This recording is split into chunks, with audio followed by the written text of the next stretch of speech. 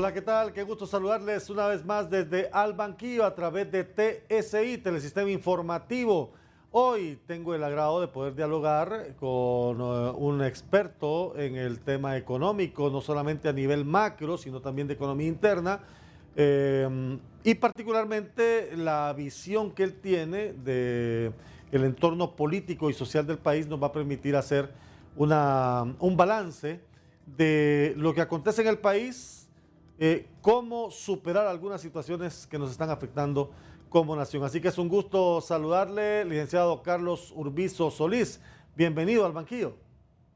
Muy buenas noches, Aldo, y me alegro mucho de saludarlo y escucharlo después de tanto tiempo Sí, que no lo hacíamos. Y me alegro de que vamos a tener la oportunidad de entrar en unos temas que son bien importantes para la vida del pueblo hondureño. Y yo confío, espero que cuando terminemos este programa, nuestra audiencia va a tener una mejor idea de la situación, lo que ocurre y de algunas medidas que se podrían tomar para mejorarla. Muchas se- gracias por la invitación. seguramente porque esta es también la finalidad, poder dejar en el auditorio, en la teleaudiencia, reflexiones que les permitan hacer sus valoraciones y tomar algunas para su beneficio.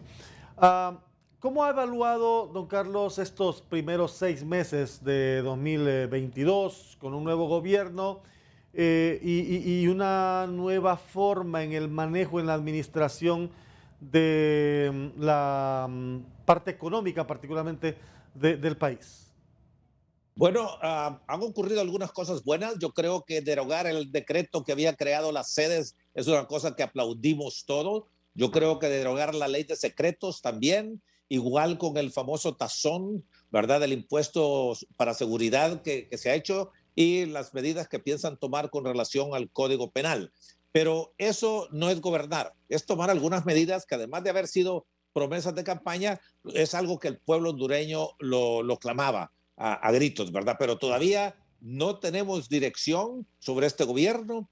Este gobierno se definió como socialista demócrata, pero no sabemos lo que eso quiere decir y debemos saber cuál es esa visión que tiene, cuáles son las medidas que se van a tomar para llegar a dónde y qué podríamos esperar que esa meta va a hacer por el pueblo hondureño. Eso aún no desconocemos. Socialismo quiere decir que el gobierno es dueño de todos los medios de producción y democracia quiere decir libertad política y económica, ¿verdad? Que nunca le hemos tenido en 200 años. Entonces, quien propone algo como eso tiene que explicarse entre estos dos extremos dónde se va a ubicar. Más cerca de aquí que más cerca de allá, más o menos en medio, eso no lo tenemos. Y a decir verdad, ningún gobierno se ha definido de ninguna forma. Sí, porque ni es dueño de los medios de producción, ni tampoco tiene libertad económica. Es decir, acercarlo a uno o a otro es complejo, es difícil.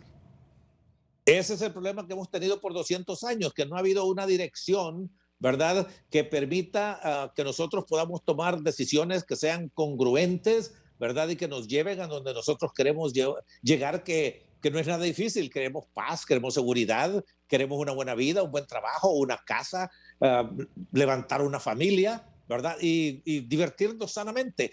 ¿Qué es tan difícil de eso? Ahora, ¿cómo llegar a eso? Es lo que nunca se ha hecho y por eso es que estamos sumidos en una pobreza como la que tenemos actual, que es de 70% o más, o tal vez 60%. ¿Qué más da? Es igual de malo. Es como que lo mataron de un tiro o de 5, sale sobrando. Si de un tiro se fue, todos los otros 4 salen sobrando. Eso planteaban algunos organismos internacionales que las cifras de pobreza en el país se han incrementado de manera considerable y que hoy tenemos más del 70% de la población viviendo en grave problema de pobreza y tomar decisiones al respecto es importante, es urgente, no es nada fácil, pero hay que hacerlo. Pero es que nunca lo hemos hecho en 200 años. Y como le decía, ¿qué más da si es 72% o 68% o 59% o 44%? Es demasiado. Y el pueblo hondureño ha vivido en esa pobreza por 200 años. Óigame, una tragedia la que le ha pasado al pueblo hondureño. Pero entonces, ¿qué hacemos, don Carlos? Porque tampoco podemos estar con el síndrome aquel de la gota en el océano, es decir, que una gota en el océano no hace mayor diferencia. ¿Qué hay que hacer de manera inmediata?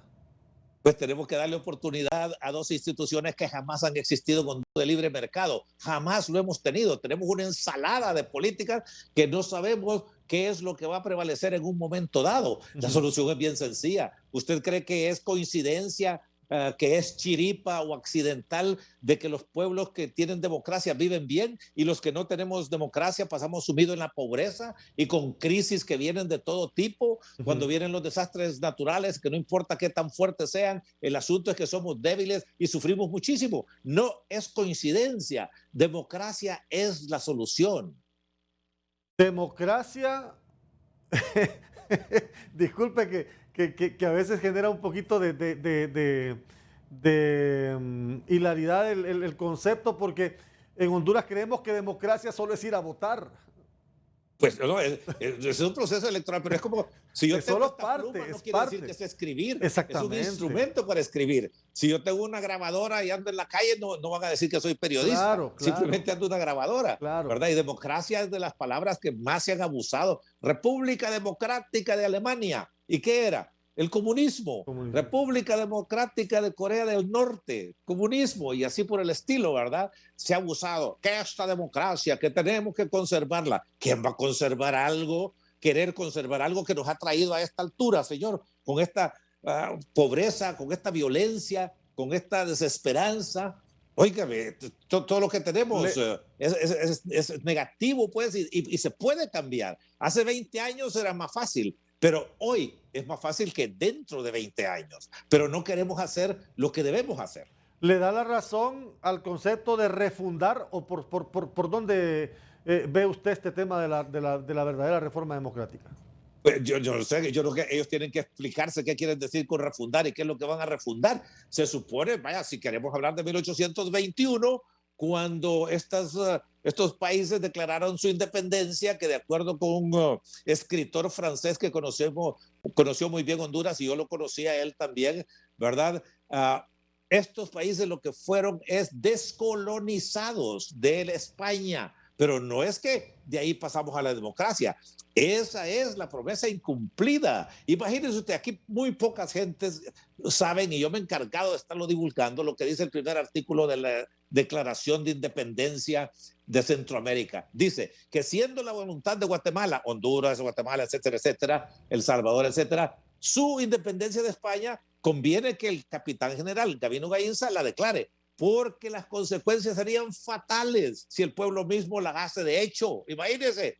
¿Qué está diciendo la élite de Guatemala? Adelantémonos a esta indiada y a todos estos mestizos, porque si ellos declaran la independencia, terminó con nosotros. Y seguimos en esa misma situación después de 200 años.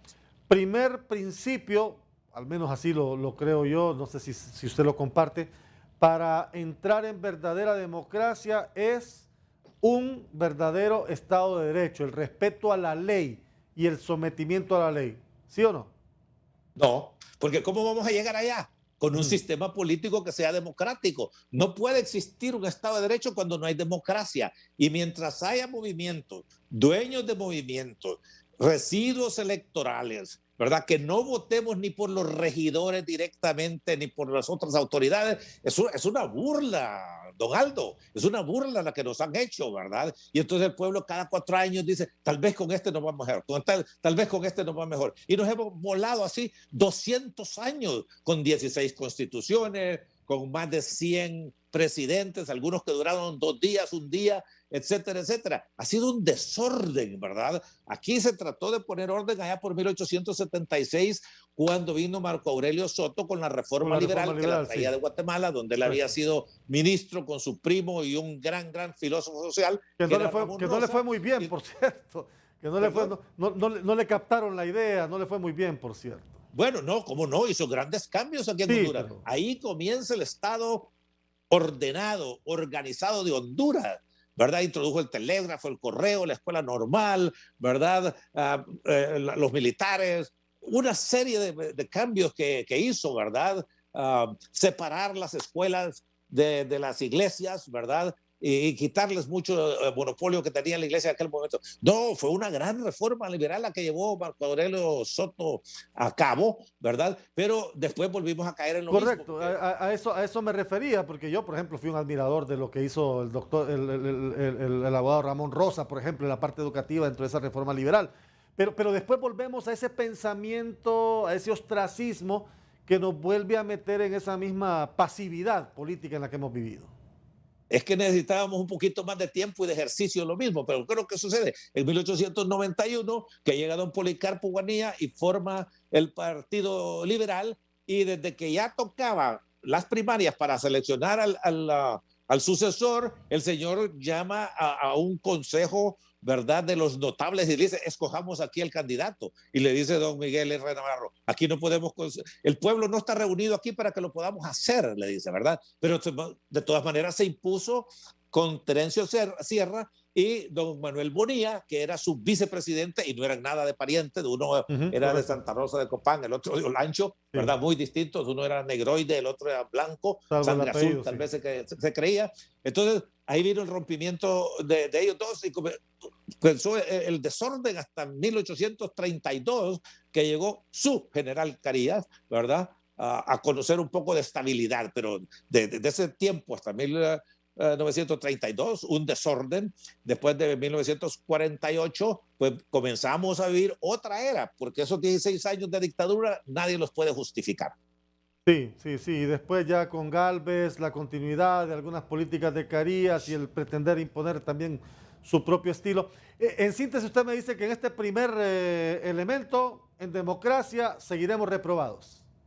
Absolutamente. Y si no hay democracia, no es posible que podamos progresar por mucho parche que le ponen. Esto es como un neumático de aquellas bicicletas que teníamos nosotros, ¿verdad? Que pasábamos pegándole parchos y le pegaba un parche usted a un lado y le salía el aire por el otro lado. Esto no va a funcionar hasta que eliminemos movimientos, dueños de movimientos, residuo electoral. Esos 128 diputados que están ahí en el Congreso Nacional no lo representan ni a usted, ni a mí, ni a toda la población hondureña. Representan los intereses de los dueños que los colocaron en las planillas para que fueran precandidatos y después que resultaran ser candidatos. Esto ha sido una burla que nos han hecho verdaderamente, una burla triste y trágica por los resultados que tenemos. Vamos a la pausa. Estamos con el licenciado Carlos Urbizo Solís, aquí en Al Banquillo. Quiero decirle que los partidos son importantísimos, deben de representar una filosofía, una ideología que le permite a usted analizar problemas y proponer soluciones de acuerdo con... Para que exista un verdadero orden en la línea de Estado, dice don Carlos Urbizo Solís, necesitamos, por un lado, democracia plena y por otro, libre mercado, libertad económica. En democracia, reprobados, pero bueno, va a ser difícil eliminar partidos políticos, eliminar movimientos, y ahora lo que más hay, se ponen partidos políticos como quien pone una pulpería. Es más fácil de repente un movimiento, un partido político que un negocio, que hacer un emprendimiento hoy en día. Bueno, primero que nada, la política y la economía son dos caras de la misma moneda. Habiendo dicho eso, quiero decirle que los partidos son importantísimos, deben de representar una filosofía, una ideología que le permite a usted analizar problemas y proponer soluciones de acuerdo con esa ideología. Y para hablar en términos muy fáciles, ¿verdad? Usted tiene la izquierda y la derecha. Claro. La izquierda tiene una propuesta para resolver el problema y la derecha tiene otra respuesta, que ahorita no vamos a entrar en todo ese detalle, pero para ponerle dos lados bien reconocidos. Y de ahí tiene usted desde el rojo profundo hasta el rosadito y desde el azul profundo hasta el azul celeste. Entonces, ¿qué resulta? Que así como no hemos tenido democracia, don Aldo, tampoco hemos tenido capitalismo nunca jamás de la vida. Este sistema económico que tenemos nosotros se conoce como mercantilista, sí. Neomercantilista, si usted quiere. Es un capitalismo de amigotes. Hay tres tipos de capitalismo. Capitalismo de Estado, como Singapur y como lo está haciendo China actualmente. Capitalismo de amigotes, como tenemos en Honduras. Y capitalismo de libre mercado. Jamás. El libre mercado sería el cielo. Jamás lo hemos tenido. Lo que tenemos aquí es una serie de conflictos de intereses y para ponérselo bien rápido y barato, el mercantilismo se reconoce porque es la colusión del poder privado fuerte con el poder público que esté de turno. Ellos se entienden y se perpetúan, ¿verdad? Y nosotros, todos los demás, quedamos al margen. Y nosotros somos una serie de argollas, o como me gusta decir a mí, somos un archipiélago, un gran número de islotes por todos lados, ¿verdad? Pero no somos una nación a través de la cual hay un hilo que nos conecta con valores, con principios, con normas de conducta, con tradición, con huellas del pasado. Nada de eso tenemos. Leía un documento del COEP, creo que era un artículo del COEP, hablando casualmente sobre este planteamiento suyo, y ellos aducían a la debilidad institucional, esta complicación del libre mercado. Es decir, no puede haber una economía de libre mercado en un Estado que por un lado es muy paternalista y por otro es muy libertario en desinteresarse del elemento de producción, de productividad. ¿Esta debilidad institucional sigue afectando la estabilidad económica? Absolutamente. Si nuestro problema es político por la falta de democracia y es económico por la falta de igualdad de oportunidad, de libertad, de justicia, de seguridad, de confianza, esos elementos que acabo de mencionar son fundamentales para la inversión, y la inversión es la que crea el empleo y la producción de todo lo que usted y yo queremos consumir. Y eso no ha existido. Aquí vivimos una carencia. ¿Qué es pobreza? Pobreza es escasez de lo que queremos consumir, ¿verdad? De lo que necesita para subsistir. ¿Y qué es riqueza? Riqueza es abundancia. ¿Por qué los Estados Unidos es rico? Porque todo abunda. Todos los países ricos tienen gran abundancia de todo, y si no lo tienen, lo crean. Aquí no. Aquí lo que tenemos es gran escasez, gran carencia. Eso es la pobreza, Aldo. Cuando usted me dice que el gobierno debe decirnos ya hacia dónde va en estas dos vías, percibo que usted me dice no hay una visión de hacia dónde quiere ir, es decir, todavía no han comenzado a gobernar, ¿así es? En parte, mire, es importante que hayan reglas claras, pero que sean buenas. Y le voy a dar un ejemplo bien claro. Váyase usted a Cuba, ahí las reglas en Cuba están súper clarísimas, pero son malas reglas, ¿verdad? Entonces queremos buenas reglas, pero este gobierno, como cualquier otro, puede definir y dice, estas son las políticas que yo voy a seguir durante los 4 años. Bueno, en 4 años esperamos tener elecciones, porque si ha hecho bien las cosas, ese partido, porque no hay reelección, seguirá en el poder porque el pueblo va a votar a favor de él. Y si ha hecho las cosas mal, pues entonces ese partido va para afuera, ¿verdad? Aquí ha habido una descontinuidad en lo que hace el gobierno porque no ha hecho nada bueno, nada que valga la pena. Dígame usted, ¿qué programa, aunque usted es el que debe hacer las preguntas, pero entonces tomémoslo como retórica, qué ha hecho el gobierno anterior de los 12 años que alguien quiera que siga? Y entonces, ¿y este qué va a hacer para que queramos nosotros que siga? Si hemos tenido descontinuidad por 200 años, es porque lo que han hecho, lo han hecho mal o ha sido insuficiente. Decía la presidenta Castro en una reciente participación, nos han dejado un país en crisis, nos han dejado un país en quiebra, nos han dejado un país prácticamente pues al borde del abismo, pero lo vamos a sacar, vamos a tomar las medidas para darle rostro social. ¿Ese argumento no le parece que de repente puede ser válido a 6 meses de gestión? Es vacío. Óigame, es que todo el sistema político nuestro es disfuncional. Nosotros no hemos estado fallidos, somos disfuncionales, que no funciona. Por eso existe la Viagra, pero la Viagra no se puede utilizar en problemas políticos y en problemas sociales, ¿verdad? Entonces, ¿quién se presenta, verdad, como candidato a presidente o candidato a alcalde? Dice, yo soy chingón, yo sé cuáles problemas tienen y sé cómo resolverlo desde el primer día que llegue. Pero no es eso lo que sucede, porque es una serie de pajas. Vea usted, ese programa de gobierno que sacaron 67 páginas que yo me lo volé, eso es una poesía, por Dios, ¿verdad? Son cosas concretas que tiene que manifestarse. Vaya, si vamos a hablar de la parte económica, ok, ¿cuáles van a ser las políticas fiscales que va a seguir? ¿Cuáles son las políticas monetarias que va a seguir? No lo sabemos. Política fiscal aquí está patas arriba. La ley del impuesto de la renta comenzó en 1951 y es la misma, con un montón de parches de acuerdo con la conveniencia del momento, que reformas fiscales. Reformas fiscales ha querido decir siempre más impuestos que le vamos a pagar al pueblo. Y mire, una cuestión que debe de ganársela a la gente aquí.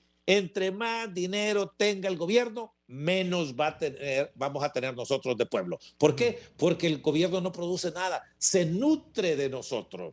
Entonces tenemos que tener cuidado con qué pedirle y cuánto pedirle, porque de algún lado va a tener que financiarlo y la primera fuente somos nosotros que trabajamos y producimos, ¿verdad? Entonces, ¿cuáles van a ser las políticas fiscales? Esa ley no sirve. Tenemos un impuesto sobre venta de 15%, que es el impuesto más regresivo que existe. Quiere decir que golpea más a la gente de escasos recursos, gente Claro, porque pobre, que a cualquier el otro. consumo, es al consumo, correcto, al consumo. Así es casi el 50% del impuesto, por Dios.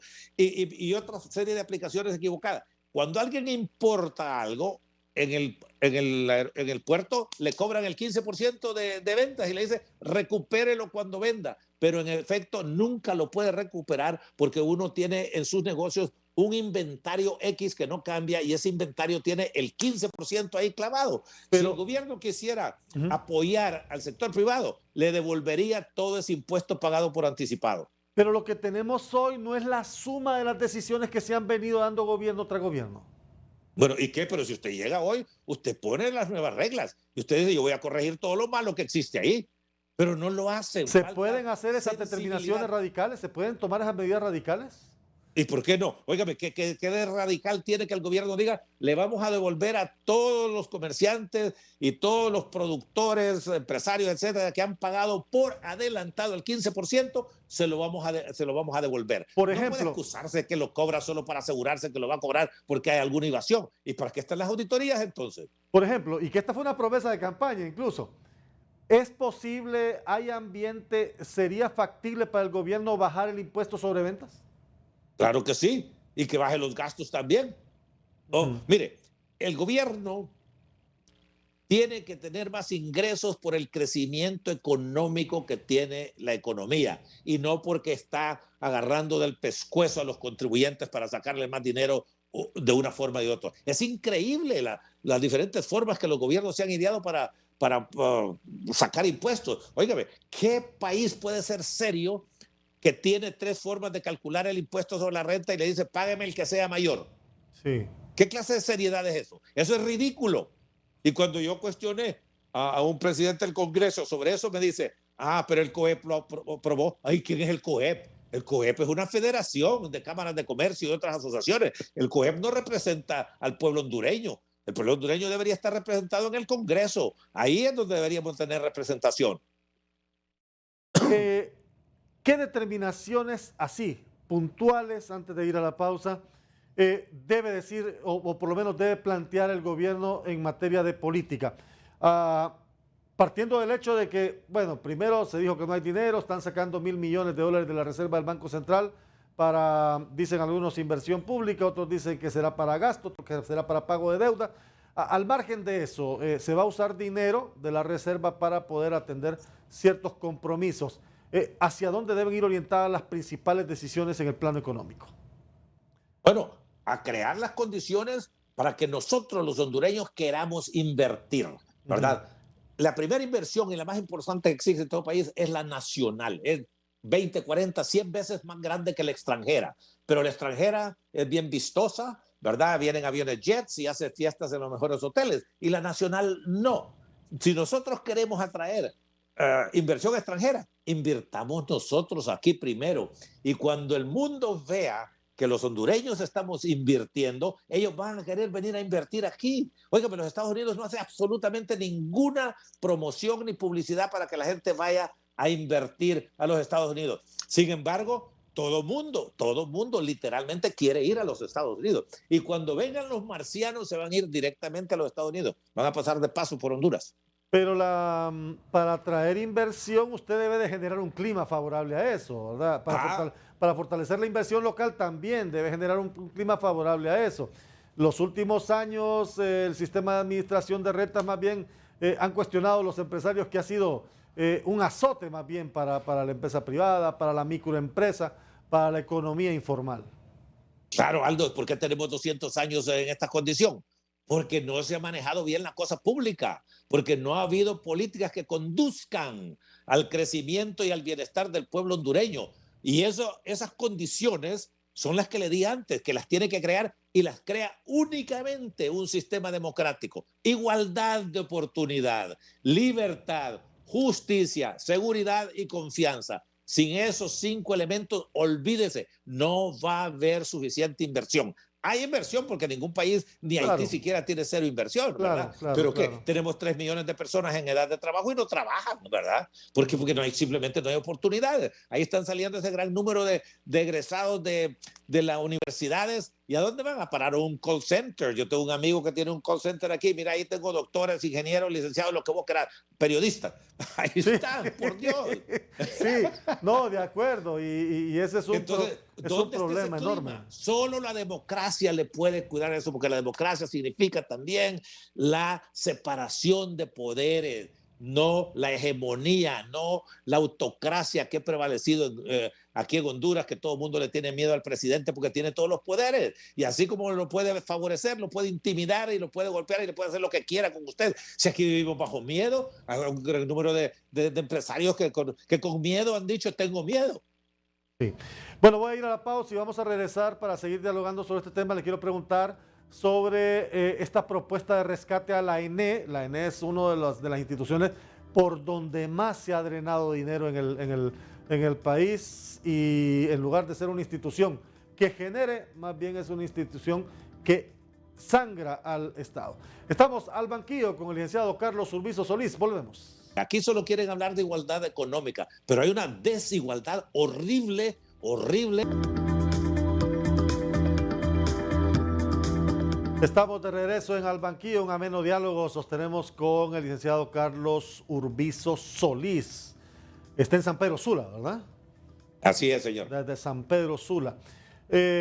Cuando usted, solo para hacer una referencia rápida, cuando usted hablaba de los call centers, que por cierto son una opción para los muchachos que no encuentran definitivamente empleo recién graduados, yo en reiteradas ocasiones he venido hablando de la necesidad de transformar la oferta educativa también. Ya no podemos seguir formando licenciados en esto, licenciados en otro, que no vamos a captar como país. Ya no necesitamos tantos licenciados, tantos ingenieros, tantos abogados. Creo que necesitamos una oferta más técnica, y lo hemos venido hablando en diferentes espacios, que las universidades, el sistema educativo integralmente debe ir cambiando ya la visión de la oferta académica también. Bueno, eso es parcialmente así, porque si no hay oportunidades de trabajo, ¿qué va a hacer usted con un gran número que deberíamos de tener de ingenieros mecánicos, mecatrónicos, que esto y que el otro? ¿Y dónde van a ir a trabajar? Se van a ir para otro lado, para Europa, los Estados Unidos, que va a llegar un momento en que van a mandar aviones a traer ese tipo de personas aquí, que no es hoy ni mañana, desde luego, ¿verdad? Pero el asunto es que no hay empleo porque no hay inversión, y no hay inversión porque las condiciones no están ahí, y las condiciones no están ahí porque no hay democracia ni tampoco igualdad de oportunidad, tanto política como social y económica. Aquí solo quieren hablar de igualdad económica, pero hay una desigualdad horrible, horrible, ¿verdad? Social y política. Totalmente, y usted lo ve a nivel interno. Claro. Hay mucho problema, mucha dificultad económica. Hay hogares que no están satisfaciendo sus necesidades básicas. Hay hogares que no están cubriendo sus necesidades básicas. Hay hogares que ni siquiera tienen lo mínimo de subsistencia. Y esa es la gran mayoría de los hondureños. Así es, 70% de pobreza. Sí. ¿Qué más quiere? Y cuando usted ve cifras inflacionarias que le dicen del 3, del 4%, ¿son reales? Pues cada quien cuenta cómo le fue en la fiesta dependiendo de la experiencia que tuvo. Y lo que sucede es que todos tenemos diferentes patrones de consumo, entonces vamos a experimentar diferentes alzas en los precios. Para alguien que no consume cigarrillos, le vale madre que cueste 5 lempiras el paquete y subía a 6, que no consume vino también, así por el estilo. Entonces, si alguien quiere saber exactamente qué está pasando con su inflación, que todas las semanas tenga la disciplina de apuntar lo que compró, los precios que pagó, y después de 2 o 3 meses vas a ver cuál es la inflación que tiene. Pero, y aquí es donde pues, yo espero que la gente pueda sacar algún provecho de este programa. Cuando los precios suben, es porque hay escasez de algo, Sí. o porque la demanda subió. ese concepto fundamental de la economía, oferta y demanda. Entonces, cuando uno tiene un problema, dice, ¿el problema es de demanda o es de oferta? Últimamente los problemas son de oferta. La demanda se ha mantenido estática. Digamos, el consumo de arroz en Honduras es más o menos estable, creciendo de acuerdo con la población. Ahora, si de repente dicen que el arroz es bueno para adelgazar, entonces la demanda se va a ir para arriba, la oferta no ha subido y los precios van a subir momentáneamente. Entonces, el problema que tenemos ahorita ahí es herencia del COVID por una parte, y últimamente por las secuelas, las consecuencias de la guerra en Ucrania. Pero nosotros ya veníamos mal, y cuando bajó la inflación en Honduras, en el mundo entero bajó, y ahora va a subir, está subiendo en el mundo entero, y nosotros también estamos subiendo, y vamos a tener unos problemas bastante serios debido al grado de pobreza que tenemos. El asunto es que cada vez más se va notando en la dificultad de la gente. Es decir, la inflación está subiendo porque los costos suben, el productor le suben los costos, tiene que subirle al precio, y cada vez la capacidad adquisitiva de la gente es menos. Aunque la demanda se mantenga, la oferta de repente no va a tener la capacidad de llegar a la totalidad de la demanda. En algún momento alguien no va a tener para comprarlo, o alguien compra menos de lo que compraba antes. Así es. Es que en Honduras tenemos dos problemas. Tenemos uno con la producción, con la oferta, ¿verdad? Y la producción ineficiente e insuficiente de lo que queremos consumir. Y por otro lado, tenemos un problema de ingresos. La gente gana muy poco. El salario mínimo es de 12,000 lempiras, pero el salario promedio es de 6,200 lempiras. Sí, matemáticamente una imposibilidad. Y esto que tanto tratan de aplaudir a esta gente que tanto esfuerzo trabaja, los emprendedores por cuenta propia, el ingreso de esas personas es apenas 4,200 lempiras, por Dios. Menos de lo que cuesta la canasta básica. Tragedia. Menos de lo que puede costar una canasta básica.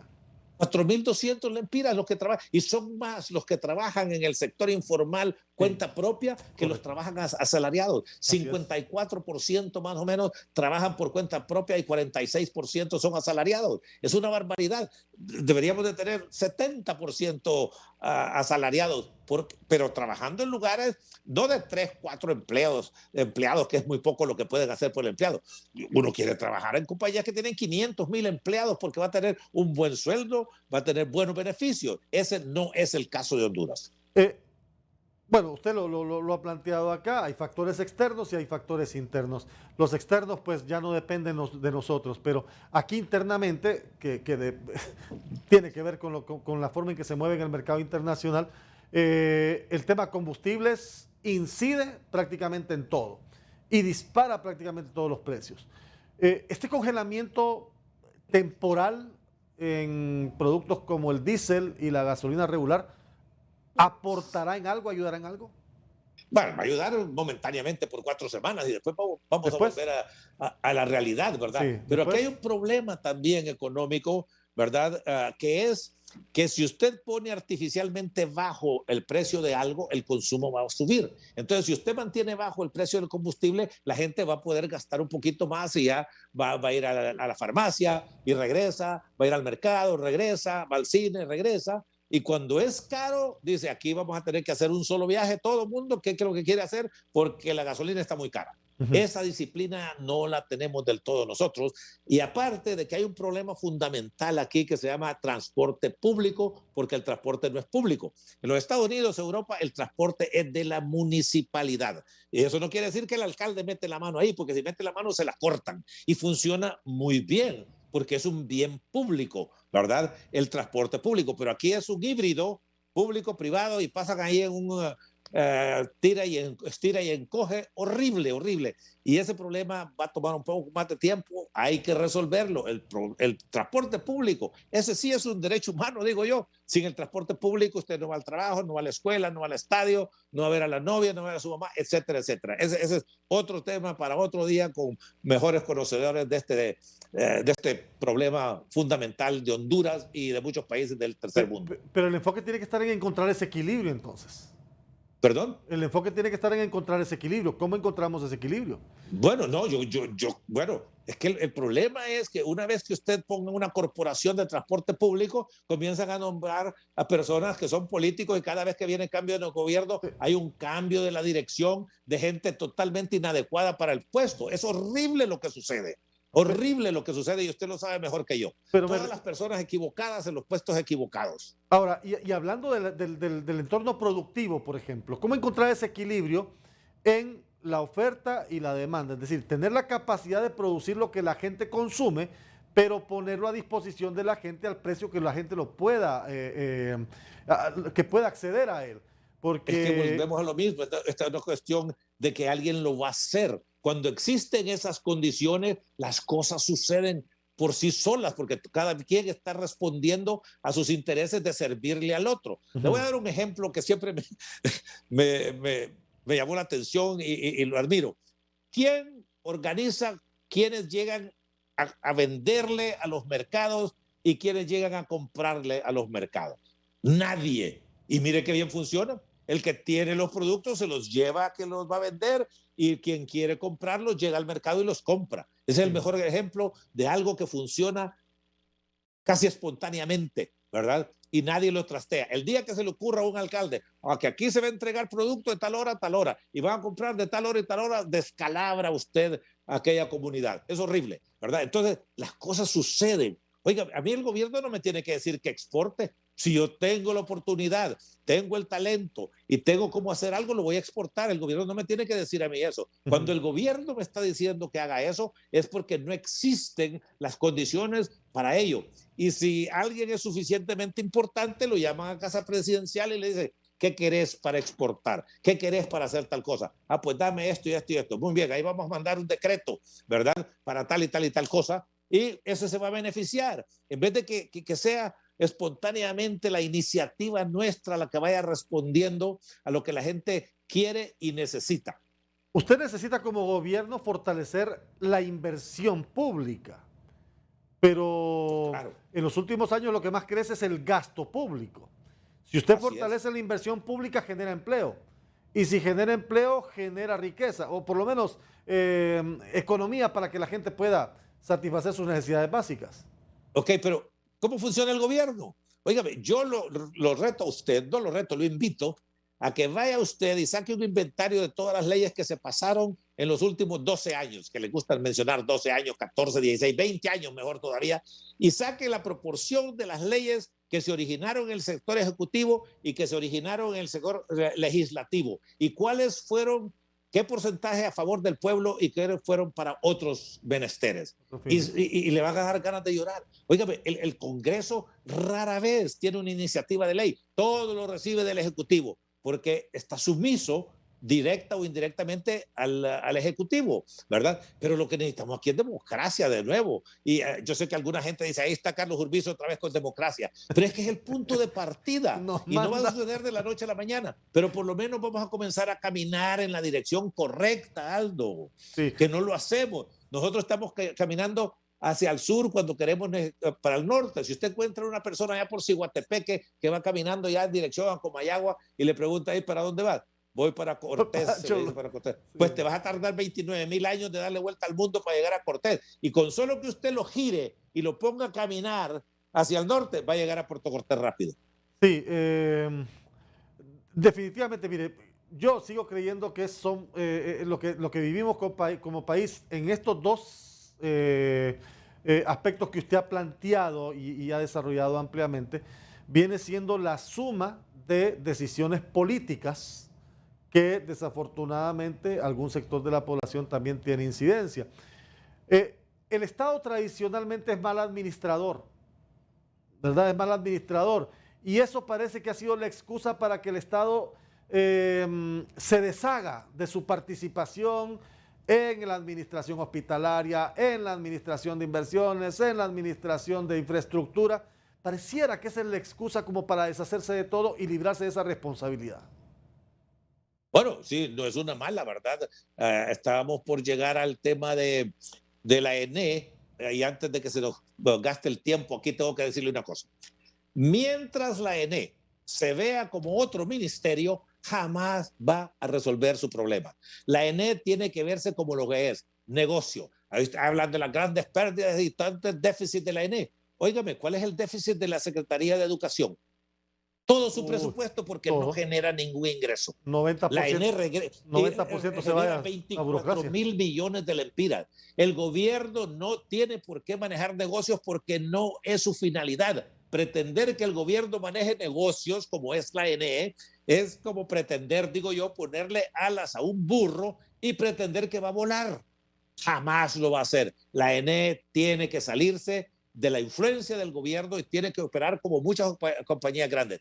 Si dicen, pero que es que la ENE con los excedentes financia el gasto social, entonces le digo yo, vaya a comprarse la cervecería que gana un montón de plata, ¿verdad? Y va a ver usted que dentro de 5 años va a estar quebrada. Lo primero que van a hacer es comenzar a cambiar al presidente, el gerente y todo lo demás y a poner un gran número de políticos totalmente incapaces, no preparados para lo que tienen que hacer. Entonces, el gobierno tiene que salirse de la ENE.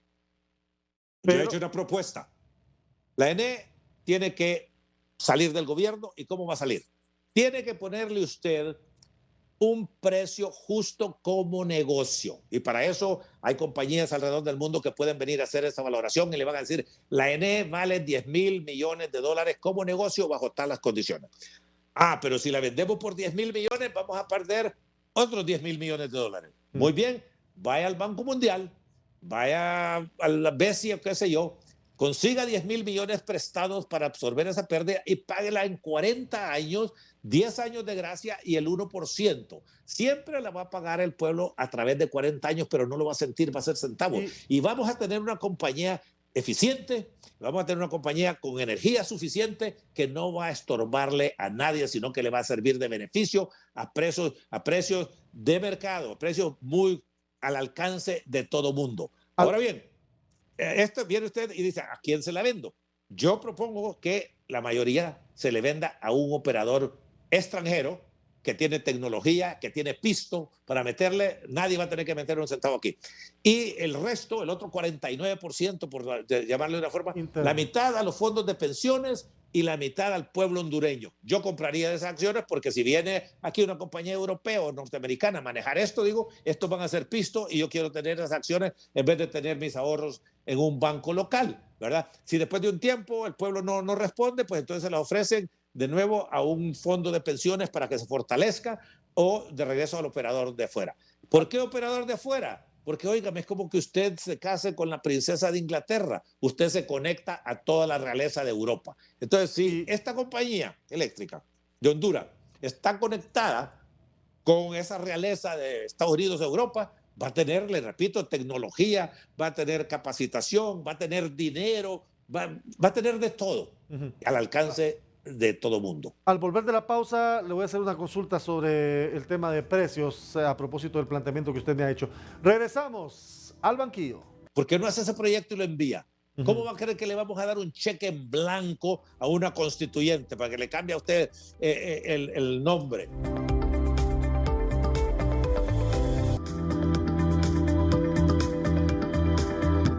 Regresamos al banquillo con el licenciado Carlos Urbizo Solís. Me quedó una pregunta pendiente sobre este tema de la ENE. Si yo se la doy a un operador internacional, si la vendo, ¿qué garantía tengo como consumidor de que no me van a disparar el precio de la energía eléctrica a niveles que yo como consumidor no pueda pagar? Bueno, hay una función del gobierno importantísima, principalmente cuando hay democracia y ciertas libertades, que es la de regulador. Sí. Principalmente en un negocio como de energía eléctrica, el gobierno siempre va a regular la forma en que da el servicio y hasta lo que pueda cobrar por ahí en un momento dado y hacer las investigaciones que puedan corresponder. Pero le voy a dar un ejemplo bien sencillo. ¿Qué pasó con las telecomunicaciones, don Aldo? Sí, no, cuando Endutel era dueño de eso, tenía utilidades, la última que vio, 2.500 millones de lempiras, a costillas nuestras.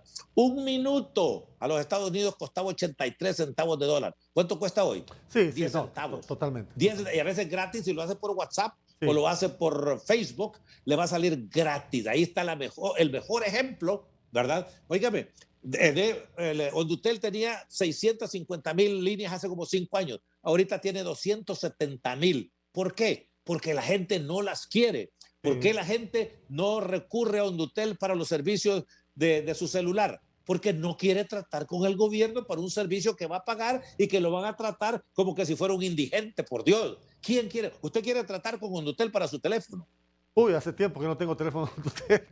Hace Bueno, tiempo que no pero tengo usted teléfono de puede usted. tener un Sí, celular de Undutel, ¿por qué no sí. lo tiene? Bueno, pero Dutel era la empresa más rentable del Estado, ¿verdad? ¿Se recuerda? Bueno, pero olvídese de eso, ahorita le Sí. ofrece servicio celular, ¿por qué no lo tiene? Sí, porque tal vez el servicio no es, por lo menos, no es, Usted no quiere no es tratar del con todo el eficiente, gobierno, sí. por Dios. De acuerdo, de Usted quiere acuerdo. poder llamar y que lo contesta rápidamente y nada. Pues, y buscar un gerente de Undutel es como buscar un ministro o peor. No, sí, ahí lo andan buscando los empleados también a cada rato al gerente.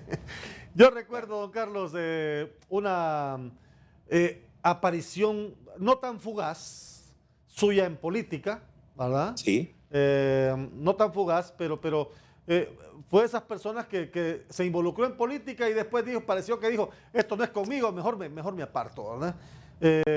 Porque no lo volvimos a ver en la actividad político partidaria, ¿verdad? Particularmente. Correcto. ¿Cómo ve este mensaje, este globo de la constituyente? Unos dicen que hay ambiente, otros dicen que no hay ambiente, pero se ha lanzado ese globo y eso genera en el país como que voltear la mirada a cuestiones vanas y olvidarse de lo prioritario.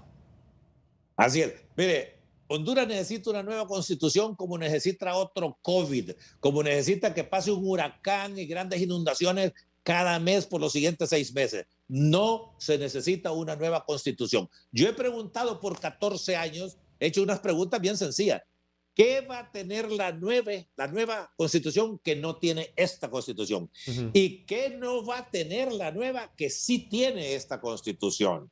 No he tenido ninguna respuesta nueva. Una constitución no lo va a convertir a usted en alguien que pueda hablar chino porque diga que todo mundo tiene que estudiar chino de aquí en adelante. De ninguna manera. La Constitución de Honduras tiene 379 artículos. Es de las más largas que existe en el mundo. La única otra que conozco yo es la de India con 444 y ahí está un país pobre relativamente, en desarrollo creo que le dicen. La de Nueva de Chile que va a tener 499 artículos. Pero de los 379 artículos, hay 7 que son Patriot, que no se pueden cambiar. Los otros 372 se pueden cambiar cuando quieran con la iniciativa del Congreso, iniciativa del presidente de la República, claro, que mande un proyecto diciendo, en vez de 372, vamos a tener 529 y vamos a quitar este y vamos a reformar este. ¿Por qué no hace ese proyecto y lo envía? ¿Cómo va a creer que le vamos a dar un cheque en blanco a una constituyente para que le cambie a usted el nombre? En vez de Alto le va a poner Giovanni o qué sé yo. No se puede. Si acaso tendría que haber una agenda. Pero tenemos otros problemas también, que es quiénes van a ser los constituyentes. Sí. Nos metieron un golazo por ignorantes y por ingenuos hace 40 años. ¿Por qué? Porque los 128 diputados de los partidos fueron los constituyentes, no fue el pueblo. Y para que haya una constituyente, si acaso, y que estoy en contra total y completamente de ella y voy a luchar contra ella, tendría que estar todo el pueblo hondureño convocado. Y si no, pues lleguemos a lo que llegaron al consenso allá en Francia, después de la Revolución Francesa, que iban a ir a una Asamblea Nacional Constituyente, creo que la primera en el mundo, y estaban los dos poderes tradicionales que iban a ir a la constituyente, que eran los religiosos y los nobles. Entonces viene un cura y dice, hey, un momentito, no, aquí hay un tercer estado. Usted oye hablar del tercer estado, aquí el tercer estado. El tercer estado era todos los que no eran ni religiosos ni tampoco nobles. Y se armó aquel lío tan grande que terminaron eligiendo otro tanto igual. Entonces, si los políticos quieren 128 de ellos, que tengamos nosotros como pueblo 128 y vamos a estar a la par. Pero le voy a terminar la historia porque me gusta. Y es que cuando entran todos estos diputados allá a la asamblea, los conservadores, los religiosos y los nobles se sentaron a la derecha y el tercer estado se sentó a la izquierda. ¿Y qué tenemos hoy en día? Sí, esa división. Esa división derecha-izquierda. Sí, muy buena, por cierto, muy clarita. Y al final... pareciera que la Constitución es la culpable de todos los problemas que tienen los países, ¿verdad? ¿Cómo va a creer usted? Si esa Constitución nuestra es un poema, es una poesía linda, por Dios. Es buenísima, demasiado. Y tiene un montón de cosas que ni se pueden aplicar, ¿verdad? Y siempre los golpes van con ellos entonces, ¿verdad? Así es. Entonces, ¿a cuenta de qué? No, ni quiera Dios. Dios nos libre de que caigamos en eso y en las llamadas consultas populares. Ha sido un enorme gusto dialogar con usted en esta ocasión. Muchas gracias por invitarme y ojalá que la gente reflexione. Yo no estoy diciendo que yo soy dueño de alguna verdad, pero pongo puntos de vista para la reflexión y porque podamos llegar a un consenso y reconocer lo que es falaz, que parece cierto pero es mentira, lo que es errado, por ejemplo, y qué es lo que nos puede conducir a lo que queremos. ¿Y qué es lo que queremos? Una buena vida, paz, seguridad, prosperidad, diversión sana. Óigame, ¿qué es tan difícil pensar en eso? De eso se trata, así que creo que hemos dejado la reflexión en la gente. Gracias por su sintonía en esta ocasión a El Banquillo de hoy con don Carlos Urbizo Solís. Hasta la próxima.